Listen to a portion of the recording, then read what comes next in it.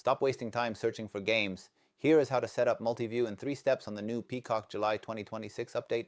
Peacock has completely overhauled their sports experience, integrating interactive Visión de Campo technology across all devices. Step 1. Launch the app and head to the Sports Hub.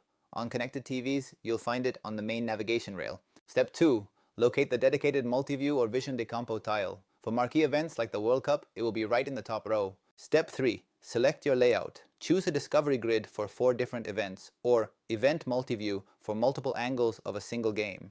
Controlling it is simple. Use your remote's D-pad to move the focus. The audio automatically switches to whichever game is highlighted.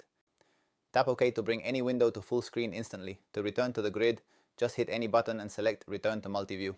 For mobile users, the update is even better. It now features AI-enabled vertical cropping for the NBA and World Cup.